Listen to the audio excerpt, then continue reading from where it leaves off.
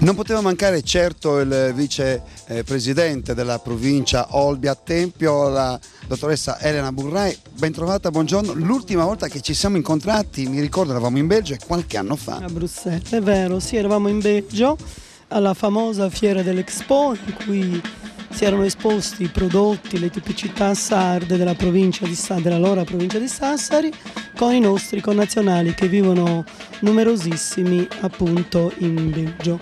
Allora si parlò, si ricorda, sì, eravamo a Charleroi, si parlò delle donne in politica, diceva io ci credo, ce la faremo, e nell'ultima legislatura c'è stata veramente una grande ondata di signore che si danno alla politica e che sicuramente faranno tanto per la nostra regione. Oggi noi siamo qui in occasione di questo convegno importantissimo, la raccolta differenziata, siamo a Tempio, l'abbiamo già detto tante volte ma lo ripetiamo, lei che ne pensa?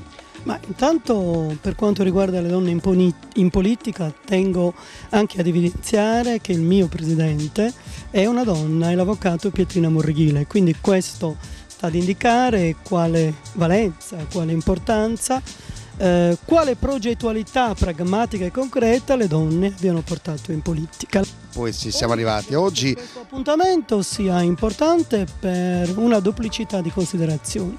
Intanto si parla di riciclaggio dei rifiuti urbani e quindi di tutto un servizio che significa non disperdere nell'ambiente i rifiuti per riutilizzarli poi in vari modi, o per la riproduzione di nuove materie prime oppure perché essi stessi possano produrre energia ed elettricità, e soprattutto perché attraverso una mirata raccolta differenziata si preserva l'elemento cardine della nostra natura, del nostro contesto, che è l'ambiente.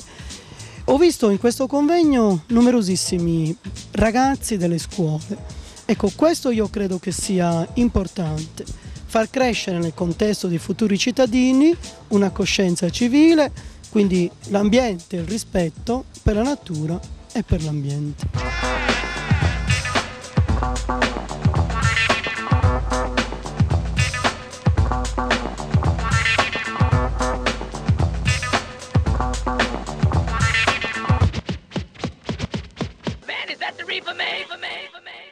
In occasione di questa giornata, anche in rappresentanza di Luogo Santo, il vice sindaco Piero Sanna, ben trovato, buongiorno. Buongiorno anche a lei. Noi ci siamo già incontrati diverse volte anche nel suo paese, Luogo Santo, con i miei spettacoli. Ci rincontriamo quest'oggi, lei rappresenta Luogo Santo, che ne pensa di questa manifestazione, di questo convegno?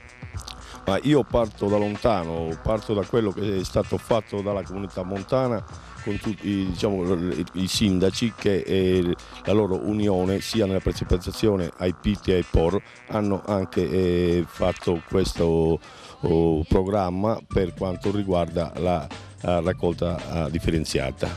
È stato un risultato grande perché in futuro vedrà le nostre popolazioni di questo territorio unite per risolvere il problema dell'ambiente. Credo che sia una grande positività per tutta la comunità montana.